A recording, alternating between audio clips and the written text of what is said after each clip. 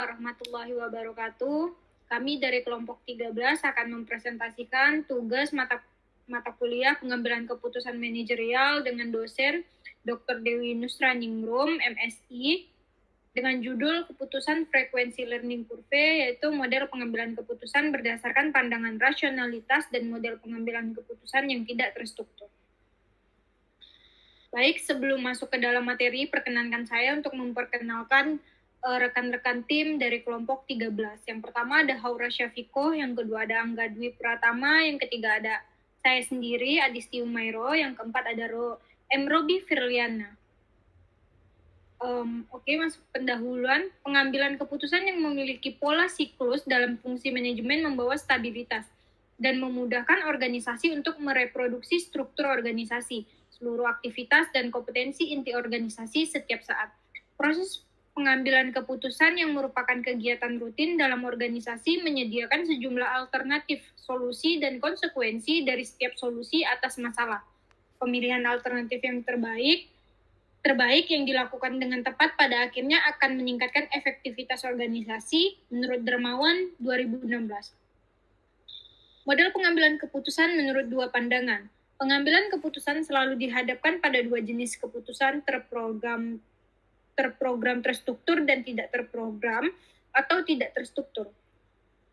Pengambilan keputusan terprogram memiliki standar operasional prosedur atau SOP di mana standar tersebut diintegrasikan ke dalam tatanan nilai, norma, dan budaya organisasi. Pengambilan keputusan yang tidak terprogram melibatkan penetapan sejumlah penilaian subjektif, intuisi, dan kreativitas dalam menyelesaikan masalah. Proses pengambilan keputusan adalah respons terhadap masalah, di mana organisasi mencari dan memilih solusi terbaik yang menciptakan nilai. Keputusan terprogram memunculkan stabilitas, memprediksi masa depan, dan meningkatkan efisiensi operasional. Di sisi lain, keputusan tidak terprogram memfasilitasi adaptasi terhadap perubahan lingkungan, memunculkan inovasi, dan memungkinkan manipulasi terhadap lingkungan. Model pengambilan keputusan awal cenderung menekankan rasionalitas.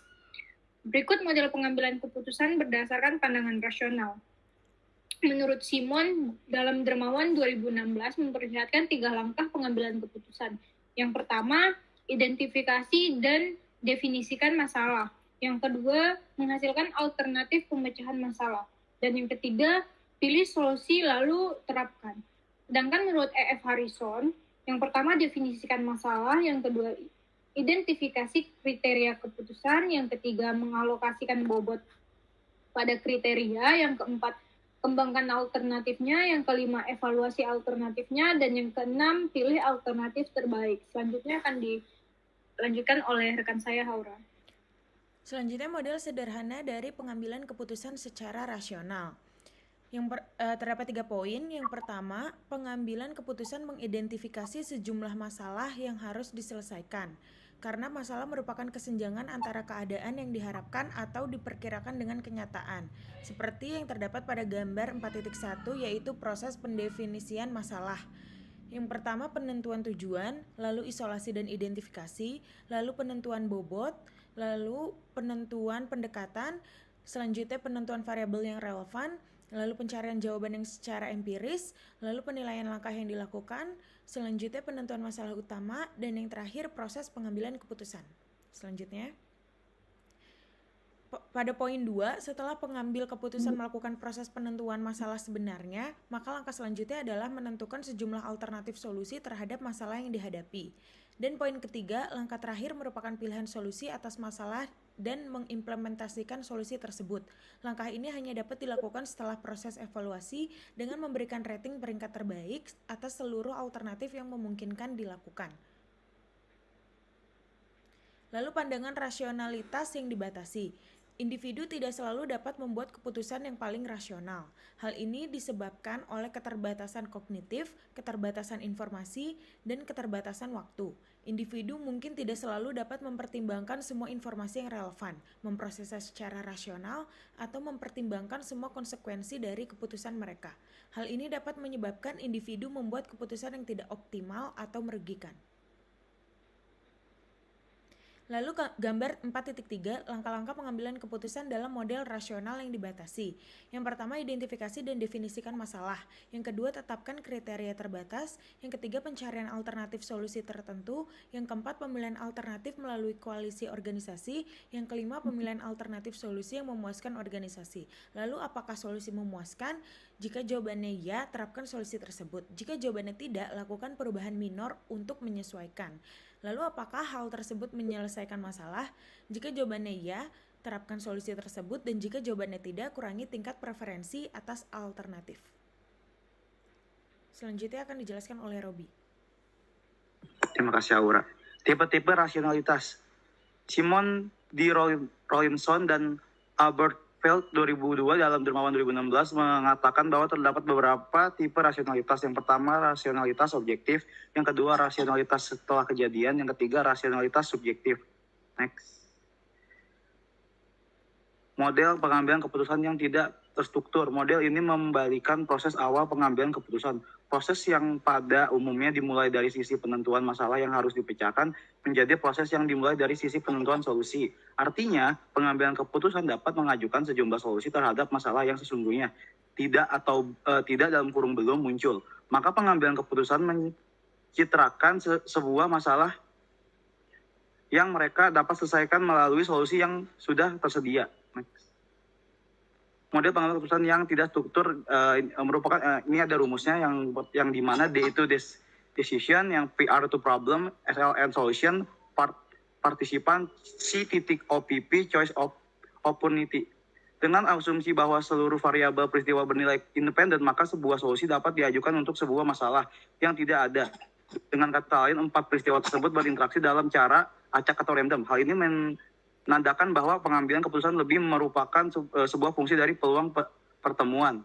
Sejumlah variabel peristiwa dan menurut model ini, interaksi sejumlah peristiwa tersebut dapat menjelaskan mengapa masalah tidak harus berhubungan dengan solusi dan mengapa solusi yang dipilih tidak selalu menyelesaikan masalah.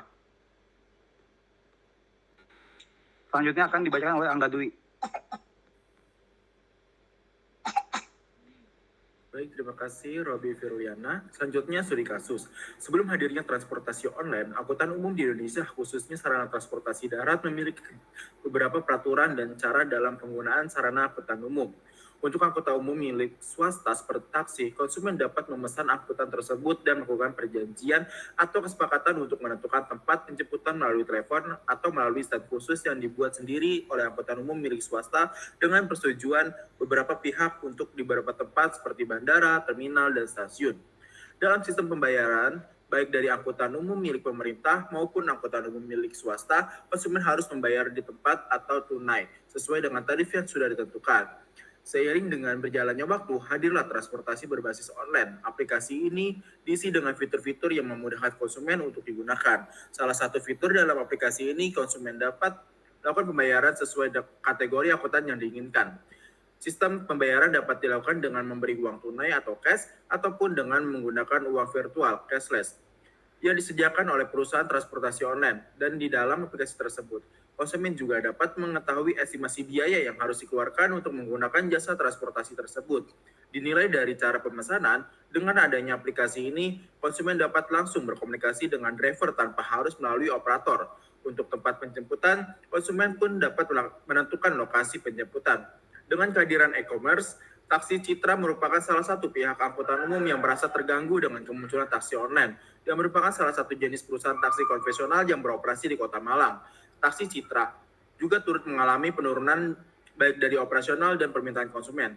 Hal tersebut membuat pimpinan dari Taksi Citra untuk segera mengambil keputusan untuk permasalahan yang terjadi. Next. Hasil pembahasan. Model pengambilan keputusan strategis Taksi Citra dalam menghadapi persaingan dengan taksi online dibagi menjadi 3 tahapan, yaitu identifikasi, pengembangan, dan seleksi. Tahap identifikasi mencakup recognition dan diagnosis. Sebelum era taksi online, Taksi Citra memiliki banyak unit taksi di Kota Malang dan mengalami peningkatan permintaan. Namun dengan hadirnya taksi online terjadi penurunan operasional dan pendapatan, menyebabkan perlunya analisis mendalam terhadap permasalahan. Selanjutnya, tahap pengembangan melibatkan pencarian solusi dan desain solusi. Manajer dan Departemen Taksi Citra mengadakan rapat informal untuk membahas permasalahan dan mencari solusi. beberapa alternatif yang diusulkan antara lain pembuatan aplikasi Mecitra kerjasama dengan Gokar dan Grab, sosialisasi program tanpa tarif minimal, membuat paket jalan-jalan dan menyediakan kendaraan plat hitam untuk rental. Tahap seleksi, mengambil keputusan terkait alternatif-alternatif yang diusulkan. Pimpinan Taksi Citra memutuskan untuk mengimplementasikan semua alternatif yang memungkinkan. Ini termasuk pembuatan aplikasi Mecitra kerjasama dengan Gokar dan Grab, sosialisasi program tanpa tarif minimal, pembuatan paket jalan-jalan dan menyediakan kendaraan plat hitam dan rental. Melalui langkah-langkah ini, Taksi Citra berusaha menyesuaikan diri dengan tren e-transport dan mengatasi persaingan dengan taksi online. Tetapi beberapa solusi seperti pembuatan aplikasi Mecitra tidak berlanjut karena keterbatasan biaya. Kerjasama dengan Gokar dan Grab serta inovasi lainnya tetap berlanjut dengan harapan meningkatkan pendapatan dan memenuhi kebutuhan konsumen. Next. Sekian dari kelompok kami. Wabillahi taufiq wal hidayah. Wassalamualaikum warahmatullahi wabarakatuh.